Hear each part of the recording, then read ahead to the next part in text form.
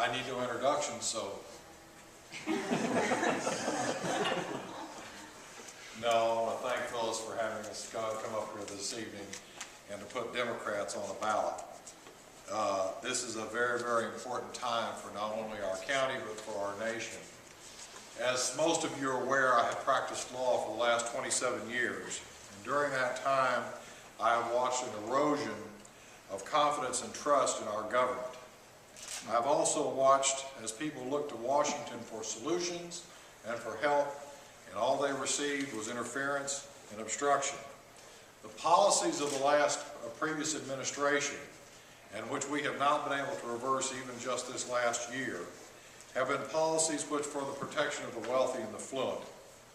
And this has ignored the needs of the middle class.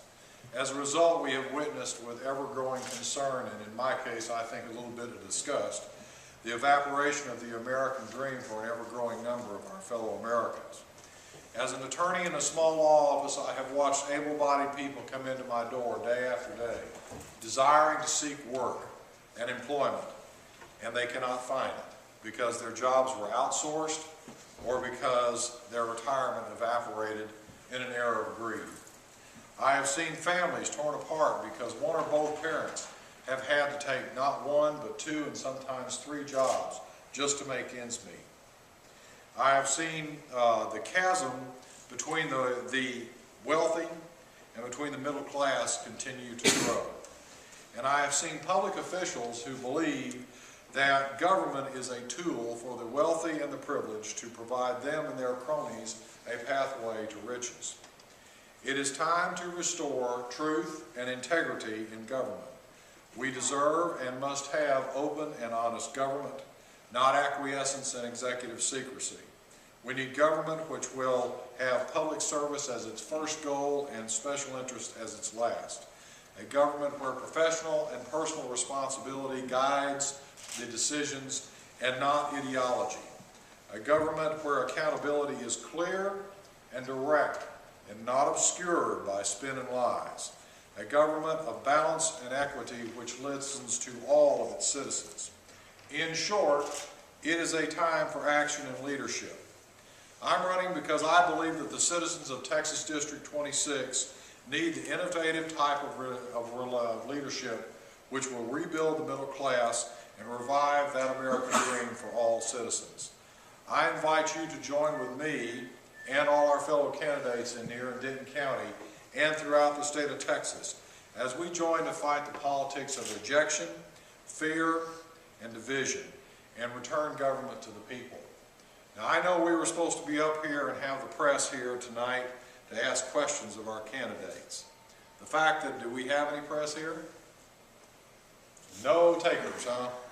The fact that they are or not here should speak volumes to us this evening. I think it should speak volumes to us about their belief in democracy and about their belief in the need for a two-party system and about their belief in the fact that there should be two sides to every coin, two sides to every argument, and two sides to every story. And what we have to do is dedicate ourselves to making sure that they hear it. How many would like to would care to wager me that there is a press, they're having a press conference at the other party and the press is there? I would be willing to bet they are. My friends and fellow Democrats, the time has come for us to quit playing like this is a tea party, for us to organize, for us to be the party of action and not the party merely of belief. As I told a friend of mine the other day, he said, "Neil, you got this big long list of people that you call volunteers." I said, "Yeah." He said, "How many of them are followers?" I said, "Well, they all have said they support me." He said, "No, no, no, no. How many of them are believers?" We've got a lot of followers. What we need are believers. People who will get up and make those phone calls, who will talk to your fellow Democrats and go out and make this the largest primary turnout we have ever had in this county. We have the candidates and we have the reason. Now, we have the leadership now in our chairman, Ms. Walper, and we have the candidates who will go out and do that hard work of working day and night to make sure that we get the word out. But no one person can do it on their own, and no one small group of people. We need every one of our precinct chairs, we need every one of our party members out there doing that hard work. And I know, because I look around this room and I know each and every one of you. And I've got a law practice to run because I have to make a living, and so does Steve, and so does Paul, and so does Alan, and so does Ben, and everybody here, I understand. But we have to make that extra effort. Why? Because if we were like that other party over there, we just hire it done for us. But we can't. We've got to get out there and do it ourselves. So I hope that we can all continue to work together, but most importantly, renew that effort. Again, to get out and do more than what we have done in the past. That doesn't belittle anything that we've done. It doesn't even say that we've been going in the wrong direction. To the contrary, as you can tell with the quality of candidates we have on this ballot, we are making that difference. But now is the time to go out to the people and say, as one of my friends told me, Neil, I heard you were running for Congress, and things kind of went silent after that. Good criticism. You know, I can take constructive criticism when it's well-founded. And she said, why? She said, we got to get out there. And I said, yes, ma'am. That's exactly what we have to do. But no one of these people here that has spoken to you are going to do it on their own.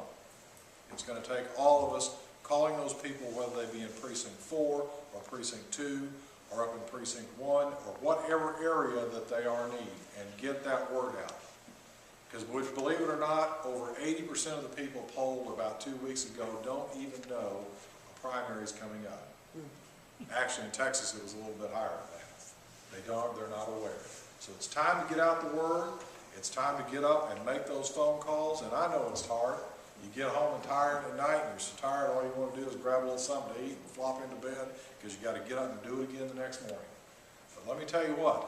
If these people are willing to step out, as they have, and say that they're willing to put themselves out there and have the commitment that they will do to run campaigns, they deserve and they demand our respect, our honor, and our support. And I want to see that they get that. So, call your fellow precinct chairs, call your fellow Democrats, get your lists of emails, get them to your candidates, get them to the headquarters, and let's go ahead and start building our primary right now, because that's what it's going to take.